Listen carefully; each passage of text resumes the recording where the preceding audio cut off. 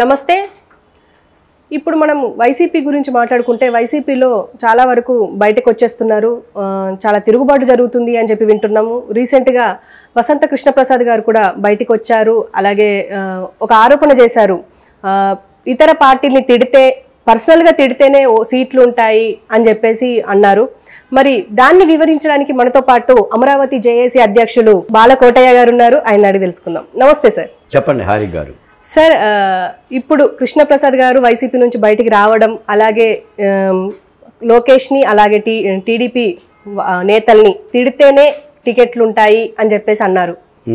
అంటే దీన్ని మనం ఎలా చూడొచ్చు అంటారు? ఇప్పుడు ఇలాంటి తిరుగుబాట్లు ఇంకా జనరల్గా జరుగుతూ ఉంటాయి అంటారా? మేడం గారు, కృష్ణా జిల్లాలో వసంత నాగేశ్వరరావు అని చెప్పని ఒక పెద్ద భీష్మాచార్యుడు లాంటి నాయకుడు ఉన్నాడు. నాటి ముల్కీ నిబంధనలో తెలంగాణ ఉద్యమం జరుగుతున్నప్పుడే 69-70 ప్రాంతంలోనే జయాంధ్ర ఉద్యమం చేశాడు ఆయన. కాకాని వెంకటరత్నం ఆధ్వర్యంలో, కాకాని వెంకటరత్నం గారి ఆధ్వర్యంలో ఆ రోజు జరిగిన లాఠీ ఛార్జీలో కూడా కాకాని వెంకటరత్నం గారు హృద్వేగానికి గురైపోయి చనిపోయారు. 4 విద్యార్థులు అక్కడ చనిపోతే కళ్ళ ముందు. అంటే అంత ఉద్యమ చరిత్ర ఉంది. ఆయన్ని ముద్దుగా ప్రజలు కూడా వీర వసంత అని పిలుచుకుంటారు. ఆ వీర వసంత నాగేశ్వరరావు గారి తనయుడే వసంత కృష్ణప్రసాద్. ఈయన కృష్ణా జిల్లా మైలవరం నియోజకవర్గ శాసనసభ్యులు. రాజకీయాల్లోకి వచ్చి ఏదో ఒకటి ప్రజలకు చెయ్యాలనే కాంక్ష కలిగిన వ్యక్తి. రూపాయి కృష్ణప్రసాద్ గారికి అక్కర్లా. నాకు తెలుసు, 20 ఏళ్ల క్రితమే ఆయన ప్రభుత్వానికి చాలా ట్యాక్సులు కట్టేవాడు. ఎందుకంటే నందిగామ అసెంబ్లీ నియోజకవర్గం ఐతివరం కృష్ణప్రసాద్ గారి ఊరు. ఐతివరానికి 7 కిలోమీటర్ల దూరం కంచికి చెర్ల నా ఊరు. నాకు సుపరిచితులు. మేము జర్నలిస్టులం కాబట్టి మాకు వాళ్ళ గురించి తెలుసు. మేము మాట్లాడుతూనే ఉంటాం. నాగేశ్వరరావు గారు అయితే నాకు మరి చాలా సన్నిహితులు, గుర్తులీలు. ఆ రాజకీయాల కోసం వచ్చి ఈ రోజున కృష్ణప్రసాద్ గారే బయటకు వచ్చి తెలుగుదేశం పార్టీలో చంద్రబాబు నాయుడిని, లోకేష్ని తిడితే పదవులు ఇస్తారు, ఇంకా తిడితే మంత్రి పదవులు ఇస్తారు, ఇంకేదేదో చేస్తే ఏదేదో ఇస్తారు అని ముఖ్యమంత్రి అవలంబించిన వైఖరం చూసారా? అది అక్షర సత్యం. నేను చూసిన తర్వాత అనుకున్నా, రోజా గారి బూతులు మాట్లాడుతుంటే రోజా గారికి భాష రాదు అనుకున్నా. కొడాలి నాని గారి బూతులు మాట్లాడుతుంటే ఇతగాడు చదువు లేదు కదా పాపం ఆ భాష వచ్చామని అనుకున్నా. వల్లభనేని వంశీ గారు మన చంద్రబాబు నాయుడు గారి సతీమణి మీద వ్యాఖ్యలు చేసినా కూడా వాళ్ళ వృత్తి అది అనుకున్నా. కానీ నిజానికి ఏంటంటే కథ, మాటలో, పాటలో, స్క్రీన్ ప్లే, దర్శకత్వం జగన్మోహన్ రెడ్డి గారు. వీళ్ళ దగ్గర నుంచి వచ్చే స్క్రిప్ట్ అది. నువ్వు ఈరోజు ఇది మాట్లాడాలి, మీరు చంద్రబాబు నాయుడు గారిని తిట్టాలి, మీరు లోకేష్ని తిట్టాలి, ఇదిగో నువ్వు బాలకోటని తిట్టాలి, నువ్వు అమరావతిని తిట్టాలి. అమరావతి శ్మశానం అని స్పీకర్ గారు అన్నారు. ఇది కూడా వాళ్ళ స్క్రిప్టే. అంటే తిట్టాలి అమరావతిని. అసలు నిజానికి అమరావతి శ్మశానం ఎట్టవుతుంది మనం ఆలోచిద్దాం. ఒక స్పీకర్ పదవిలో ఉన్న తమ్మినేని సీతారాం గారు అంత బాధ్యత కలిగిన వ్యక్తి అమరావతిని శ్మశానం ఎందుకు అన్నాడు ఇప్పుడు మేము ఆలోచిస్తున్నాం. అంటే అది స్క్రిప్ట్ అనమాట. ఆయనకి తెలియదు అమరావతిలో ప్రజలు ఉన్నారని తెలియదా? మాకు పొలాలు లేవా? మేము సేద్యం చేయటం లేదా? మృగాలు ఉన్నాయా? ఎట్టంటాడు? బొత్స సత్యనారాయణ గారు అమరావతి ఎడారని ఎట్టన్నాడు? అంటే స్క్రిప్ట్ అనమాట అది. కాబట్టి వీళ్ళందరి చేత ఇలాగనే మాట్లాడించారని కృష్ణప్రసాద్ గారు మాట్లాడిన తర్వాత అర్థమవుతుంది. ఆ యొక్క తీరుమూలానే ఈ రోజున ఏంటంటే ఆ పార్టీలో ఉన్న చాలామంది ఎంపీలు, ఎమ్మెల్యేలు కూడా వెళ్ళిపోతున్నారు. ఇప్పుడు మీకు పూతలపట్టు ఎమ్మెల్యే ఎంఎస్ బాబు మా దళిత ఎమ్మెల్యే ఏమన్నాడు? వైసీపీలో దళితులకు గౌరవం లేదు అన్నాడు. కడప ఎంపీ సంజీవ్ కుమార్ గారు బీసీలకు గౌరవం లేదు అన్నాడు. డొక్కా మాణిక్య వరప్రసాద్ గారు ముఖ్యమంత్రి గారి ఇంటర్వ్యూ ఒక 5 నిమిషాలు ఇవ్వండి అని చెప్పి అడుక్కుంటున్నాడు చేయి పెట్టి. ఏముంది గౌరవం? ముఖ్యమంత్రి గారే నా ఎస్సీ, నా ఎస్టీ, నా బీసీ అంటారు. ఇదేనా అడుక్కోవటం ఇంటర్వ్యూ? లేదా ప్రత్యర్థి పార్టీల యొక్క సతీమణుల్ని శాసనసభలో రచ్చకెర్చటమా లేదా తిట్టటమా?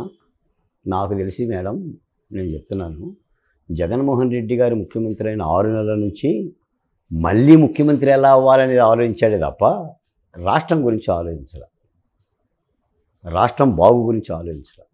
ఆ పోలవరం 72% అయింది, తహిమా 30% కడదామని ఆలోచించలే. ఈ అమరావతికి ఏదో రైతులు ఇచ్చారు 7 నగరాలు అన్నాడు చంద్రబాబు నాయుడు కాదు 7 కాదు 2 అన్నా కడదామని చెప్పి ఆలోచించారు. ఆ విశాఖకు కార్మికులు అలమటిస్తున్నారు, దాన్ని కాపాడదామని ఆలోచించాలి. దళితులకు 27 రకాల సంక్షేమ పథకాలు ఉంటే ఇంకో 2 పెడదాం, లేదా 27 సమృద్ధిగా అమలు జరుపుదామని ఆలోచించాలి. మేము ఆలోచించాలి చెప్పండి. పోలీస్ స్టేషన్లో శిరోమండనాలు చేస్తే స్పందన లేదు, దళితుల ముఖాల మీద మూత్ర విసర్జన చేస్తే స్పందన లేదు, డాక్టర్ సుధాకర్ని మాస్క్ అడిగితే చంపేశారు, డాక్టర్ అచ్చెన్నను చంపేశారు, వజీరాన్ని చంపేశారు, నంద్యాల నాగమ్మ, పులివెందుల మహాలక్ష్మి, ఒంగోలు నౌకానమ్మ, అమర్నాథ్, ఇలాంటి అన్ని హత్యలు జరిగినా ఎక్కడన్నా మాట్లాడారండి. ఇదే ప్రధాన సలహాదారు సజ్జల రామకృష్ణారెడ్డి గారు. అంటే వాళ్ళకి అక్కర్లేదు.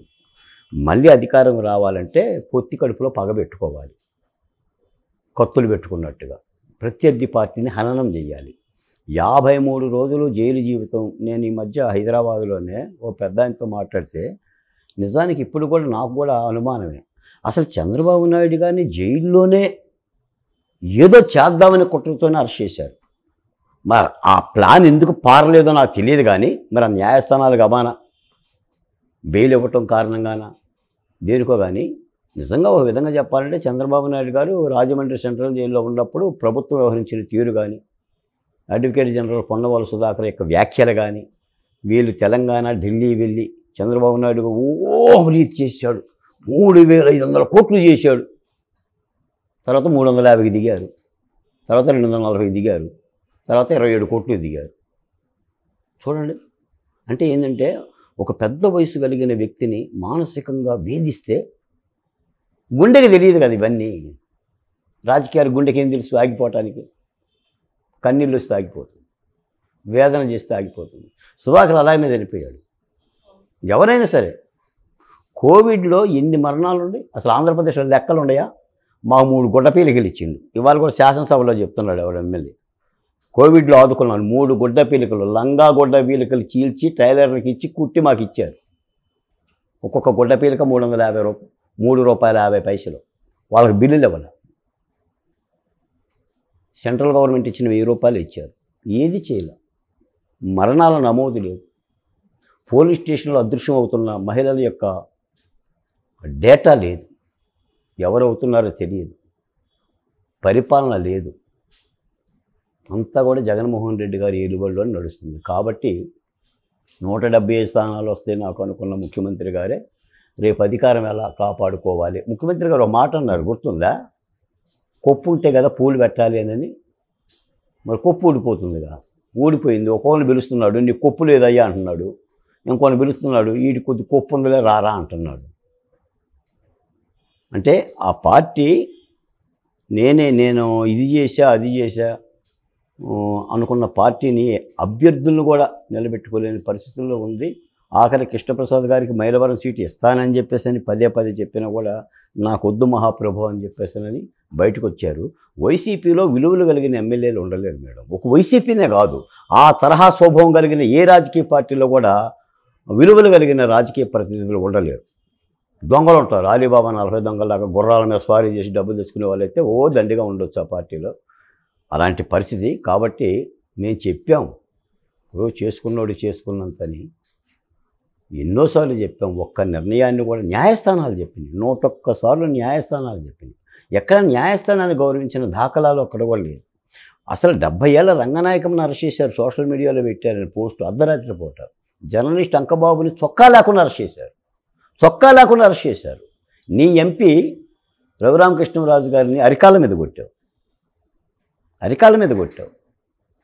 ఈ మధ్య ఇక్కడ హైదరాబాద్లో తిరుగుతుంటాడు మొగిలి వెంకటరమణని. పొంగనూరు పోలీస్ స్టేషన్లో కాళ్ళు చేతులు కట్టి నోట్లో గుడ్డలో గుక్కి కొట్టి సెల్ఫీ వీడియో తీసి మంత్రికి పంపించారు. దాష్టికం కాదా? ఇట్లాంటి ప్రభుత్వం అవసరం ఉంటుందా రాష్ట్రంలో? అవసరం లేదు. నేను అవసరం లేదే అనుకుంటున్నాను. అటువంటి పార్టీ ఉండనక్కర్లేదు. Okay sir, thank you.